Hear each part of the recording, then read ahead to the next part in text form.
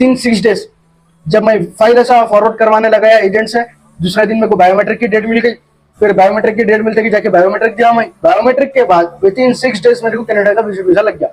अगर कोई एक स्टूडेंट मेरी वीडियो वगैरह देख रहा है, इनको इंटरेस्टेड है कनाडा को जाने के लिए, तो ये बंदा ये जो मैं तरीके से गया, जैसा मैं पूरे डॉक्यूमेंट्स वगैरह रखा, जैसा मैं कस्टोडियन सर्टिफिकेट बनवाने लगाया, या फिर बोल सकते हैं कोई कजम ब्रदर है जो उनके पास से मैं वो इन्विटेशन लेटर और स्पॉन्सर लेटर अगर मंगवाया, अगर ये मैं जैसे तरीकों पे करा तो कई सब 100% विजिट वीजा अप्रूव।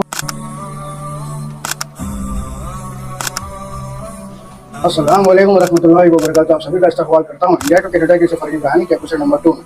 तो जैसा मैं आप सभी को एपिसोड नंबर 1 में ये बताया था कि इंशाल्लाह मैं 29 मई के दिन निकलने वाला हूँ कनाडा के लिए, एंड उसके लिए तैयारी वगैरह तो पूरी हो चुकी है। जितना कपड़े वगैरह थे वो तो ऑनलाइन में मिंत्रा से परचेज कर लिया, लेकिन बाहरी थी शूज़ की, तो शूज़ वगैरह जाके वही रेड टेक पे से परचेज कर लिया, जैसा आप सब वहाँ पे वो ब्लॉग या फिर बोल सकते हैं वो एपिसोड में जैसा आप सभी देखे, जैसा आप सभी थंबनेल देखकर समझ गए होंगे कि इंशाल्लाह मैं आज के वीडियो में ये कवर कर दूंगा कि मेरे को कनाडा का विजिट वीजा कैसे मिला, या मैं कोई एक एजेंट के थ्रू मेरा वीजा निकाला लगाया, या फिर मैं खुद सेल्फ करा, फिर बोल सकते हैं ऐसे मैं कौन से डॉक्यूमेंट्स अटैच करा मेरे फाइल में जिसकी वजह से मेरा कनाडा का विजिट वीजा सिर्फ और सिर्फ 6 डेज में आ गया। यहाँ पे कितने दिन के लिए रह सकते हैं, पर विजिट क्या है क्या नहीं, मैं आप सभी को इस ब्लॉग के अंदर या फिर बोल सकते हैं इस एपिसोड के अंदर पूरा इन डिटेल इन्फॉर्मेशन दूंगा। तो आप लोग ये एपिसोड पूरा एंड तक देखेगा, सभी को बहुत ज़्यादा इन्फॉर्मेशन मिलने वाली है इस एक ब्लॉग से। तो चलिए शुरू करते हैं।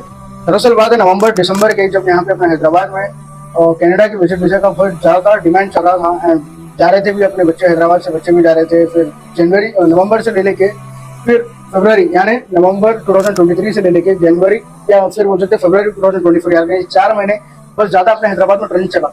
कई लोग अपना विजिट वीजा लगाने के पीछे कई एजेंसीज पे जा रहे थे, कई एजेंटों से मिल रहे कर रहे थे, लेकिन बाज़ एजेंटा तो 4 लाख भी चार्ज करे, बाज़ एजेंटा 4.5 लाख भी चार्ज करे, बाज़ एजेंटा तो 1,20,000 भी चार्ज करे। पूरे एक ऐसा फिक्स अमाउंट रहता है कि भाई सब ऐसा एक अमाउंट चार्ज करो तो पूरे एक ऐसा अमाउंट चार्ज करो, जो जिसकी मनमानी है वैसा वो पैसे चार्ज कर रहे थे। लेकिन देखा गया तो भाई मैं किसी को ये स्पेसिफिक कोई एक ऐसा भाई पूरे एजेंट ऐसी टेबल के बात बताना नहीं चाह रहा, लेकिन मैं एक बात बताना चाह रहा हूँ। मैं जो एजेंट से काम करवाया वो सिर्फ मैं करवाया 60,000 रुपीज़ में। जी हाँ, 60,000 में चार्ज अमाउंट जो भी मैं पे करके सिर्फ मैं 60,000 में मेरा विजिट वीजा निकालने लगाया।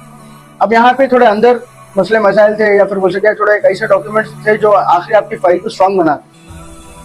अब ये क्या है बोले तो मेरी जो फाइल है वो मैं पूरे डॉक्यूमेंट्स तो मैं अटैच करके, या फिर बोल सकते हैं जो मेरे को एजेंट डॉक्यूमेंट्स बोले थे भाई ये डॉक्यूमेंट्स आपको मेरे को फॉरवर्ड करना पड़ेगा, तो मैं पूरे डॉक्यूमेंट्स फॉरवर्ड कर दिया।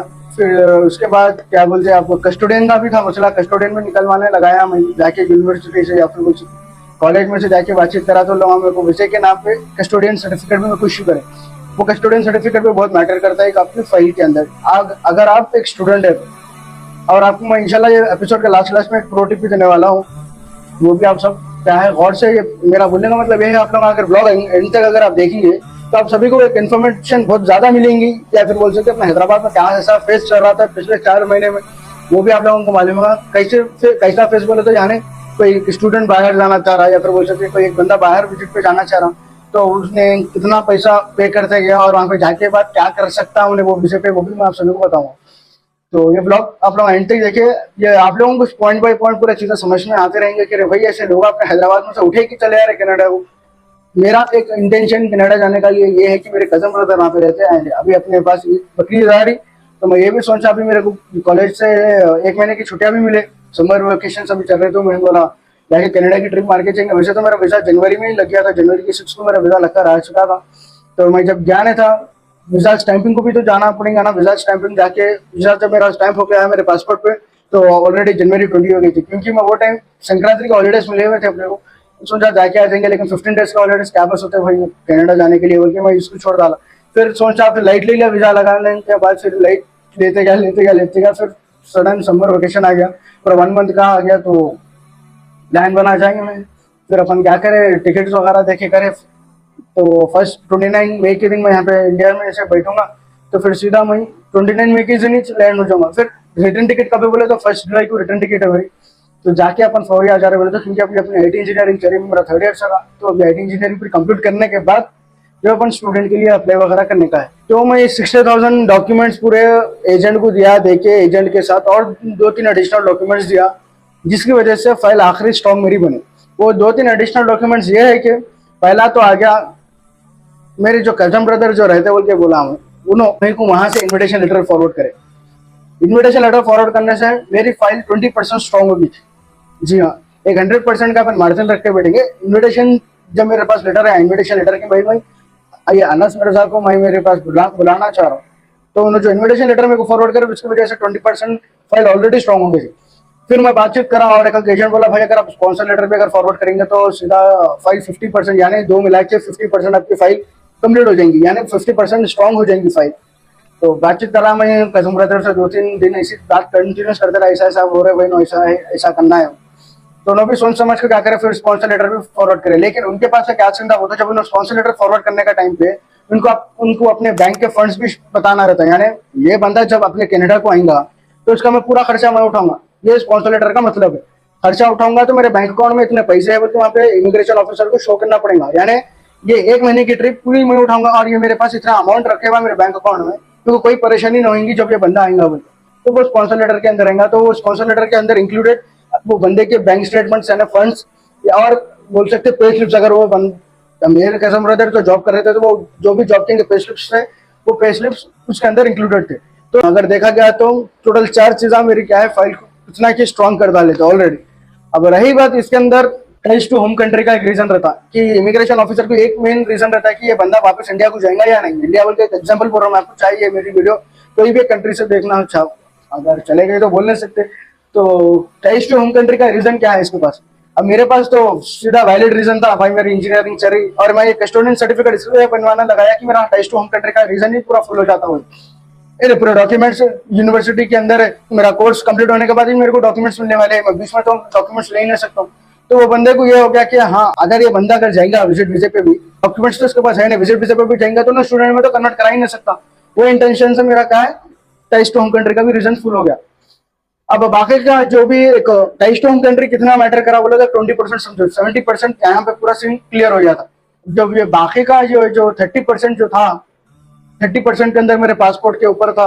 कब आए गए मेरे प्रीवियस में भी पासपोर्ट पे मैं अल्लाह करम से हज और उम्र दो भी हो गया समझो। जब 13 या 14 ईयर्स का जब मजा वक्त फैमिली के साथ एक हज भी हो गया एंड उम्र के लिए एक मरतबा उम्र का स्पेसिफिक उम्र के लिए एक मरतबा भी जाके आ चुका हूँ, अल्लाह के करम से वो भी हो गया। तो वैसा सीन था। तो गए करे तो वो पासपोर्ट के जो प्रीवियस टाइम्स वगैरह रहते वो भी मैं करने के बाद पूरा 30% वहां से आ गया समझो। ये डॉक्यूमेंट्स वगैरह पूरे हैंड ऑन करने पे पूरे 100% फाइल पूरी मेरे स्ट्रॉन्ग हो गई। और इमीडिएटली बता रहा हूँ मैं आपको, विद इन 6 डेज जब मैं फाइल ऐसा फॉरवर्ड करवाने लगा एजेंट से, दूसरे दिन मेरे को बायोमेट्रिक की डेट मिल गई। फिर बायोमेट्रिक की डेट मिलते कि जाके बायोमेट्रिक दिया मैं, बायोमेट्रिक के बाद विद इन 6 डेज मेरे को कनाडा का वीजा लग गया।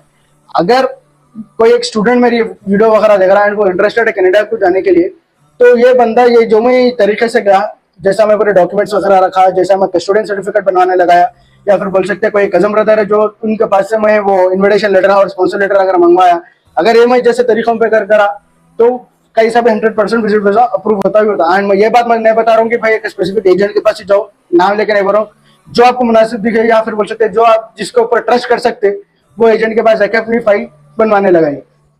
अब यहाँ पे एक और रीजन क्या आएगा बोले तो, अब विजिट वीजे पे अपने हैदराबाद में कैसा ट्रेंड चल रहा था, जैसा मैं आप सभी को स्टार्टिंग में बोला, विजिट वीजे पे अपन अगर गए तो वहाँ पे काम नहीं कर सकते। आपको कोई एक रेस्टोरेंट वाला आपको वहाँ पे जॉब पे नहीं रखेगा, या फिर बोल सकते कोई एक ऐसा कंपनी वाले आपको जॉब पे नहीं रखेंगे। सिर्फ आप जा रहे हैं विजिट वीजे पे। विजिट वीजे का मतलब आप जाएंगे, जाके वहाँ पे चीजें घूमेंगे, फिर वापस आ जाएंगे। तो विजिट वीजे का मतलब वो है, तो अपने लोग उसको गलत मतलब रख के जाके अपन रह रहे हैं, करने का प्लान डाल रहे हैं। फिर उसके बाद असाइलम के कंधे बनते बहुत बड़ा सीन चल रहा समझो। अब जो जा रहे हैं तो अपन तो रोक नहीं सकते। मेरे को इतने ऐसे चीजों से मैं ऐसा गया तो मेरे को कनाडा का विजिट वीजा लग गया। देखिए अगर आप सभी ये चीजों पे अगर कोई स्टूडेंट अगर वॉच कर रहे हैं तो ये चीजों पे अगर आप जाएंगे, यानी पहले कस्टोडियन निकालिए, फिर इन्विटेशन लेटर निकालिए, फिर स्पॉन्सर लेटर निकालिए, अगर आप ऐसा जाएंगे तो आपको तो विजिट वीजा लगने के चांसेस काफी हाई रहेंगे। अगर मैं जाऊंगा 29 मई को यहाँ से तो सिर्फ मैं पर विजिट पे 6 मंथ ही रुक सकूंगा। 6 महीने से ज्यादा अगर मैं रुका वहाँ पे, यानी तो इमिग्रेशन ऑफिसर सीधा आपका डाटा वगैरह पर ट्रैक करके आपके जहाँ पे भी आप जो अकोमोडेशन में रह रहे हैं वहाँ पे आ जाएंगे। या नहीं तो सीधा क्या करेंगे, अगर आपका इरादा बदला हाँ भाई चल जाएंगे इंडिया को 6 महीने के बाद, अगर इरादा बदला आपका तो इमिग्रेशन ऑफिसर सीधा इमिग्रेशन डेस्क पे आपको पकड़ लेगा। जब आने का था आपको जब नहीं आया, फिर अब कैसे आ रहे हैं आप, फिर इससे आपसे इतने सवाल करेंगे बंदा, फिर आप थक जाएंगे, फिर एक अलग वो परेशानी रहेंगे। And that's it. अगर आप इस चैनल पे नए हैं तो जाके चैनल को सब्सक्राइब कर लीजिए। अगर मेरे को इंस्टाग्राम पे फॉलो नहीं करे तो जाके फॉलो कर लीजिए, सेम अनस मिर्जा बोल के। तो फिर आप सबसे मुलाकात होगी कुछ एक नई कहानी के साथ, कुछ एक नए एपिसोड के साथ, कुछ एक नए अंदाज के साथ। जब तक